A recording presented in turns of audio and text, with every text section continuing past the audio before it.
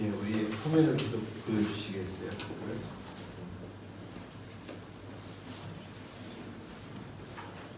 TV 프로그램 중에 어쩌다 어른이라고 하는 프로그램에 나왔던 각 나라의 중산층의 기준이 무엇인가, 그것을 한번 공부하시면 좋겠어요. 그 다음 페이지 한번 보여주시겠어요? 예, 우리나라는 이 정도는 돼야지 소위 중산층이다 라고들 우리 직장 다니는 사람들이 생각을 하고 있대요. 그래서 딱 읽어보니까 저는 하에 속하게 있더라고요. 예, 숫자가 잘 나와 있네요. 그렇죠? 예, 다 보셨죠? 제가 부끄러워서 읽지를 못하겠어요. 그 다음 또 보여주시겠어요? 네, 저건 미국에서는 중산층을 이러한 기준이 되면은 보통 중산층이다라고 이야기한다고 교육을 시키고 있어요. 자기 주장이 떳떳할 것. 저는 이게 잘 안 되는데. 사회적 약자를 도울 것. 부정과 불법에 저항할 것. 테이블 위에 정기적으로 받아보는 비평지가 놓여 있을 것. 잡지도 하나 봐야 되네요. 그 다음 나라 보여주시겠어요?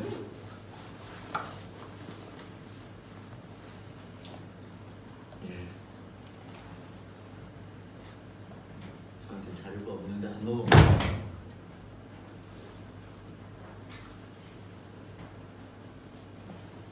안 나오나요?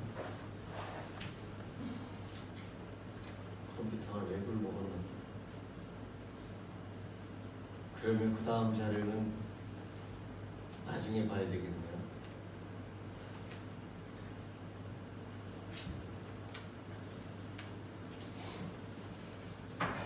예, 그러면은 우리 여기까지만 보고 일단은 그럼 한국과 미국하고만 비교를 해보면은 우리나라는 숫자에 굉장히 민감한 것 같아요. 그리고 무엇에 대한 가치를 이렇게 숫자로 바꾸어서 간단하게 서로 구분하고 등급을 매기기를 좋아하는 것이 우리 민족인 것 같습니다. 서열화, 소위 말해서 등수를 매기는 거죠. 등급을 매깁니다. 돼지고기, 소고기도 등급이 있듯이 사람도 등급을 매기고 내 자녀가 어떤 능력이 있는지도 등급으로 숫자로 매기고, 우리는 너무 이 숫자에 민감하고 이렇게 하는 것 같습니다. 그래서 우리는 숫자로 좀 더 나은 등급을 받기 위해서 그 물질적인 것에 집중해서 살아가는 경향이 굉장히 많다. 우리는 그렇습니다. 그런데 미국이나 프랑스나 이런 나라들을 보면은 그런 숫자적인 것, 물질적인 것이 아니고 인간의 가치, 어떻게 하면 좀 더 즐겁게 살아가는가, 거기에 대한 기준을 두고 있더라고요. 프랑스 같은 경우는 외국어를 하나 이상 하는 것, 예, 그것이 기준에 들어가 있어요. 얼마만큼 내가 즐겁게 또 살아가고 사람의 가치를 인정하는지, 정서적으로 편한 정신적인 것, 영적인 부분에 대해서 중산층에 대한 기준을 만들어 가는데 우리나라는 그런 내용은 거의 없고 대부분은 물질을 얼마만큼 갖고 있는지, 남이 나를 어떻게 보고 있는지 눈에 보이는 것으로 평가를 하는 사회가 우리나라더라고요. 이것을 보면서 저는 좀 부끄러웠어요. 어떤 댓글에 이 장면, 조금 전에 보았던 것이 나와 있는 글의 댓글에 보면은 참 우리나라는 자본주의 사상이 높네요. 다른 나라는 부의 기준이 자기 삶에 영향을 주며 즐거움을 찾는 것이 높았는데 우리는 아니군요. 현실이 참 팍팍합니다. 그리고 또 어떤 분은 각 나라별로 중산층을 다르게 하는 것을 보면서 서로 가치 기준이 다르다는 것도 알게 되었다. 그런데 우리나라의 중산층의 기준을 보니까 참 씁쓸합니다. 예, 저도 보면서 부끄럽기도 하고 슬프기도 하고 답답합니다. 참 다른 나라들은 중산층에 대한 기준은 인간적인 기준, 인간의 성품, 인간다운 삶 거기에 두고 있는데 우리는 그런 것이 아니구나. 그런 것을 보면서 안타까움이 있었습니다. 저와 여러분 내 마음을 누군가가 숫자로 표현하고 누군가 숫자로 가치를 매길 수 있다. 그건 참 비참한 것 같아요. 오수환이라는 사람은 얼마짜리야? 누구는 얼마짜리야? 내 아이는 얼마짜리야? 숫자로 나를 평가한다는 것. 내 마음속에 무엇이 얼마만큼 들어있는지 그들이 모르는데 그렇게 감히 평가하면 될까요? 우리가 다음 세대를 위해서 신앙교육을 잘해야 된다. 잘해야 된다. 그래서 함께 기도하고 있는데 우리 아이들 지금은 어른들의 도움이 필요하고 부모가 돌보지 않으면 위험에 놓이고 쓰러지지만 그 아이 속에 무한한 가치가 있어요. 그 아이가 앞으로 커서 이 세계를 위해서 어떠한 일을 할지 무한한 가능성이 있는 그 아이들을 우리가 학교 등수로 평가를 내고 그 아이가 몸이 불편하다, 아프다고 그 가치를 깎아내리기도 하고 우리는 그러한 한국에서 살아가고 있어요. 참 안타깝습니다. 우리나라가 좀 더 좋은 사회로 발전해 갔으면 좋겠어요. 숫자로 매기는 것, 사람을 그렇게 판단하는 것, 그러한 것보다는 한 사람 한 사람을 귀히 여기고 그 마음이 얼마나 무한한 가치가 있는지 그의 미래에 대해서 그의 마음을 인정해주는 우리 사회가 되었으면 좋겠어요. 지금 우리가 살아가는 이 사회는 그렇게 평가를 하는 사회인데 눈에 보이지 않는 것도 평가하기 위해서 참 노력을 많이 하는 것 같아요. 제가 잘 보기 위해서 안경을 썼어요. 시력이 나빠서. 잘 봐야만이 잘 살 수 있거든요. 불편해야 안 보이면. 눈에 보이는 것들, 그것이 많은 것이 우리의 기준이고 가치를 두고 살아요. 저도 그렇고 여러분들도 그렇고 보이는 것을 갖기 위해서 보이는 것을 추구하고 살아가는 삶에 익숙해져 있어요. 그런데 우리 사회가 보이는 것만 있느냐? 그렇지 않죠. 보이는 것과 보이지 않는 것이 함께 공존하고 있어요. 지금 여러분 앞에는 제가 보이고 우리 예배당이 보이고 물건들이 보이지만 각자의 표정도 보이지만 이 안에도 안 보이는 것이 있죠. 숨을 쉬고 있는 공기도 안 보이고요. 지금 핸드폰 우리가 갖고 있어요. 지금 컴퓨터가 지금 작동이 안 됐는데 저 뒤에서 스위치만 누르면 사실은 다 작동이 돼요. 안 보이게 전파가 우리 사이에 눈에 보이지도 않는 수많은 전파가 있어요. 와이파이 여기서 검색하면 위에 아래 옆에 있는 사무실의 것도 계속 잡혀요. 눈에 보이지 않는 것들이 우리 주변에 상당히 많죠. 그런데 우리들은 살면서 대부분 눈에 보이는 것에 치중해서 살아갑니다. 눈에 보이는 것에 가치를 두고 그것을 갖기 위해서 노력하며 살아갑니다. 성경은 오늘 보면 바로 전 문맥을 보면은 겉사람과 속사람에 대한 이야기를 해요. 내 몸 겉사람이에요. 육체, 눈에 보여요. 우리는 이 겉사람을 치장하기 위해서 애쓰면서 살아가요. 그런데 성경은 이 겉사람보다도 속사람을 더 중요시 여기고 속사람의 성장을 위해서 노력하고 살아라 이야기하고 있어요. 속사람은 마음이에요. 마음. 영적인 거예요. 나의 육체와 함께 있는 영혼이 있어요. 영혼은 눈에 안 보입니다. 성경에서는 겉사람의 유익도 있지만 속사람이 더 중요하다. 그것을 이야기해요.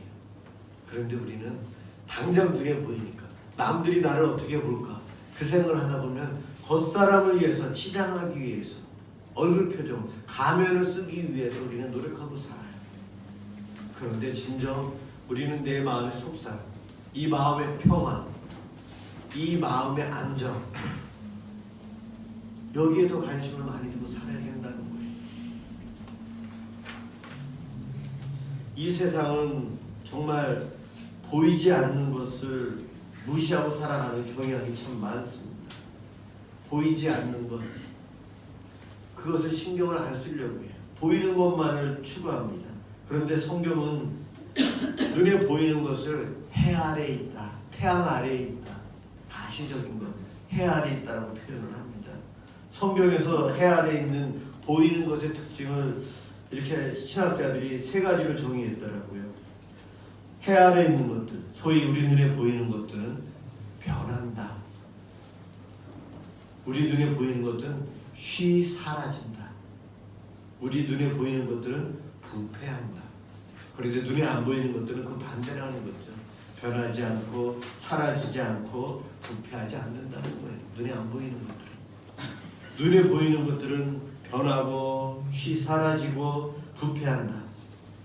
오늘날 쓰레기 때문에 전쟁인데 요즘 한참 나오는 것이 플라스틱.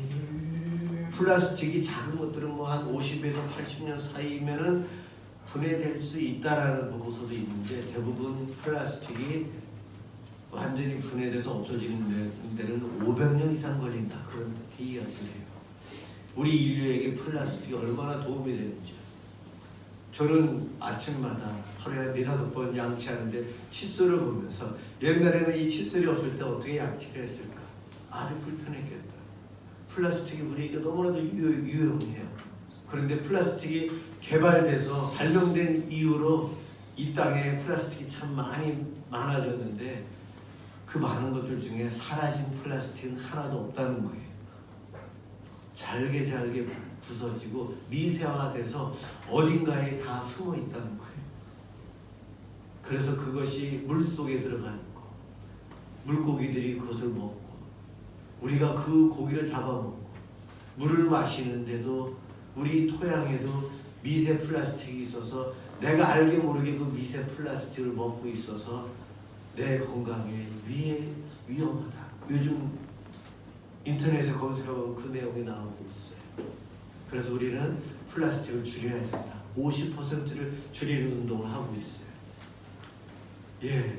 쉬 사라지지 않는 것 같은 플라스틱도 그래도 500년 지나면 없어진대요. 그런데 눈에 안 보이는 영의 세계 이런 것은 변하지 않는데요. 우리가 변하는 것에 목표를 두고 살아가면 사실은 목적을 잃어가요. 목표를 잃어 저기를 보고 가는데 그것이 사라져요. 신기루와 같아요.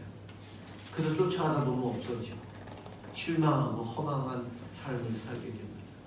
솔로몬이 그 모든 것들을 눈에 보이는 것들을 다 가져보았지만 그가 나중에 고백하기를 헛되다라고 이야기했습니다. 헛되는 것들을 쫓아가는데 그것이 정말 진리인 줄 알고 쫓아갔더니 눈에 보이는 것은 변합니다. 그것이 진리인 줄 알고 쫓아갔더니 사라져버렸어요.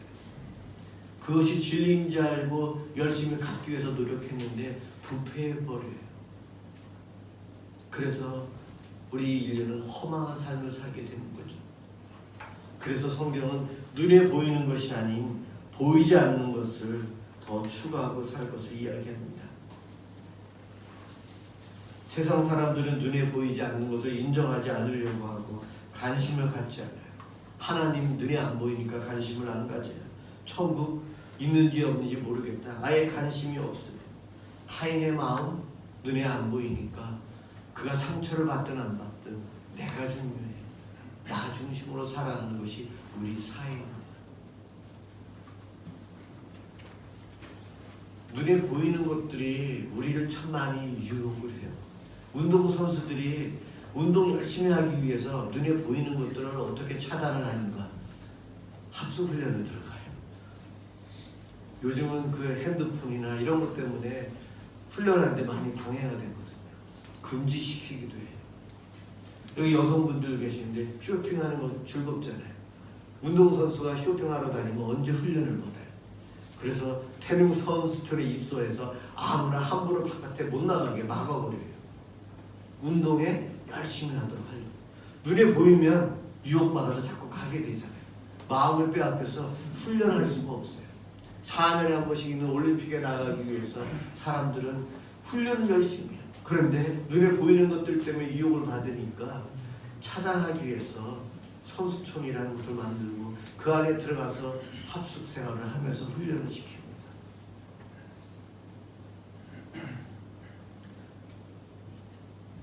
오늘 읽은 말씀 고린도후서 4장 18절에 우리가 주목해야 될 것은 눈에 보이는 것이 아니고 눈에 보이지 않는 것이에요. 눈에 보이는 것은 잠깐이고 보이지 않는 것은 영원하다. 영원한 것을 위해서 주목하고 살라 이야기하고 있습니다. 우리는 믿음이 있어서 믿음 생활하고 있는데 이 믿음이라는 말은 눈에 보이지 않는 것을 사실로 여기고 확신하고 있다고 생각하고 살아가는 것이 믿음이에요. 저와 여러분들에게 미사 남설 은혜교회가 있는 것을 믿습니까? 이런 질문하면 그 질문이 잘못된 거예요. 우린 벌써 여기 와서 눈으로 보고 경험하고 있잖아요. 이것은 믿는 것이 아니고 사실이에요. 그래서 여기 알아본 사람들에게 미사에 가면 미사 남설 은혜교회가 있다고 우리들이 이야기하고 다니는 거예요. 그럼 그들이 알아보고도 아 있구나. 예, 우리 말을 듣고 우리의 증거를 듣고 그들이 아 있다는 것을 확신하는 것이 믿음이에요. 눈으로 와서 보면은 더 이상 그것은 믿음이 아닙니다. 믿음은 눈에 보이지 않는 것을 있다고 확신하고 여기는 것이 바로 믿음이에요. 그런데 세상 사람들은 보여줘봐 내가 그럼 믿을게. 하나님 예수님 보이면 내가 믿을게. 그 말은요 절대 안 믿겠다는 이야기예요. 안 보이니까. 북한에 가면 가정교회가 있다. 여러분 믿으십니까? 북한에 안 가봤는데 네, 저는 믿어요. 왜냐하면 탈북하신 분들이 와서 간증을 해요. 그런 분들이 계시다. 자기 부모님도 탈북하는데 보니까 그 배에서 노래를 불렀는데 나중에 보니까 그게 찬송가더라. 자기 아버지가 찬송가를 외워서 부르는 것을 한 번도 본 적이 없었는데 탈북 과정에서 사람들과 노래를 불렀는데 그게 한국 와 보니까 찬송가더라.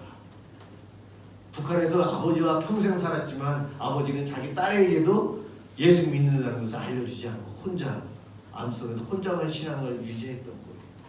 가정교회가 저는 그래서 그런 분들의 간증을 듣고 있다는 것을 확신하고 있습니다.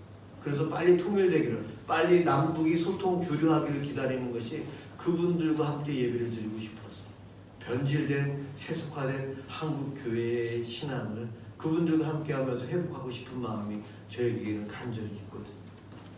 저는 그래서 북한의 가정교회, 소위 말해서 지하교회가 있다고 저는 안 가봤지만 믿어요. 이게 바로 믿음이라는 거예요. 히브리서 11장 1, 2절 믿음은 바라는 것들의 실상이요 보이지 않는 것들의 증거니 선진들이 이로써 증거하였느니라. 증거를 얻었느니라. 예, 믿음이란 우리가 잘못 알고 있는 믿음이 있어요. 내가 마음으로 소망하고 바라면 그대로 된다. 이게 바로 믿음이다. 적극적인 사고에서 이야기하는 건데요. 그쪽 편에서는 맞지만 성경적인 믿음이라는 단어에서는 맞지 않아요. 내가 간절히 바라면 된다. 이건 믿음이 아니고요. 성경에서 말하는 믿음이 아니에요. 왜냐하면 우리가 바라는 것들 중에 대부분은요. 내 욕심, 이기적인 마음으로 바라는 것들이 많아요. 그래서 그런 것은 성경에서 말하는 믿음과는 좀 다른 잘못된 믿음이에요. 성경에서 말하는 것은 보지 않고도 믿음 있는 사람이 증거한 것을 듣고 기록된 말씀을 읽고 깨닫고 확신하는 것이 바로 믿음이라는 거예요. 믿음의 선진들은 바로 하나님의 약속을 바라보았어요. 아브라함, 모세, 다윗, 하나님의 약속을 붙들고요. 그 2000년 전에 아브라함은 예수님을 믿었어요. 보지 않고. 다윗도 1000년 전에, 예수님 오시기 1000년 전에 믿음으로 예수님을 바라보고 믿어서 구원을 받았어요. 그렇게 먼저 예수님보다 먼저 살았던 믿음의 선배들이 성경이 기록되어 있고 그들의 삶을 통해서 우리들에게 증거하고 있어요. 우리는 그것을 배우고 그대로 우리도 믿습니다. 바로 이것이 바로 믿음이라는 거죠. 아브라함과 그의 후손들은 하늘의 본향을 생각하면서 이 땅에서 나그네의 삶, 외국인으로서 살았고요. 모세는 왕궁에서 왕자로서 편히 살 수 있는 것을 버리고 이스라엘 백성들과 함께 광야 길을 택했어요. 예수를 믿는 것으로 인했어요. 예수를 믿으면 형통하다. 그거는 50점짜리 대답이에요. 예수를 믿으면 형통하기도 하지만 세상 사람과 똑같이 이 땅에서 나그네 삶을 우리는 살아요. 예수를 믿는다고 해서 잘 되는 것 아니에요. 모세를 봐서도 예수를 믿으니까 왕자의 자리에서 쫓겨났잖아요. 예수를 믿어서 잘 된다. 글쎄요. 세상적으로 말하면 잘 된다는 것, 어떻게 보면 잘 되면은 사단이 좋아하게 살기 때문에 잘 되는 것일지도 모르겠어요. 우리 예수님이 이 땅에 오셔서 형통의 삶을 사셨나요? 세상적으로 말할 때 예수님도 보면 고생하셨어요. 3년 동안 광야 생활도 그분 하셨고 여기저기 떠돌아다니면서 생활하셨고 그를 공격하는 많은 사람들이 있었어요. 그의 아버지 집인 성전에 갔지만 제사장들과 바리새인들과 서기관들이 예수님을 공격했고 불편한 삶을 살았어요. 제자들이 풍랑의 길을 가고 예수님과 함께하면 형태의 길로 가야 되는데 금줄이고 먹을 게 없어요. 그래서 오병이어의 기적을 행하셔야만 했어요. 예수님이 그러셨는데 나의 삶, 예수를 믿으면 세상적으로 평온한 그렇지는 않습니다. 우리 가정에 어려움도 오고 그래요. 우리는 눈에 보이는 것만을 추구하고 살다 보니까 예수 믿으면서도 눈에 보이는 것만을 기도하고 있고 그것을 가지려고 살고 있어요. 잘못된 믿음이에요. 오늘 이 자리에 예배를 드리러 오셨는데 왜 예배를 드리러 오셨어요? 예배를 드리면 건강해질까? 출세할까? 물질적인 복을 받을까? 형통할까? 소위 세상에서 자랑거리라고 하는 것을 하나님께서 나에게 복으로 주시지 않을까 하는 기대감으로 이 자리에 오시지 않았나요? 네, 저도 그런 기대감이 있고요. 이곳에 오셔서 예배를 드리는 분들에게 그런 축복이 있었으면 좋겠어요. 그건 제 바람이에요. 그렇지만 그것은 온전한 것이 아니에요. 그러한 마음을 갖고 오신 분들은 초신자이거나 아직 영적으로 어린 아이와 같은 상태에 머물러 있는 거예요. 저는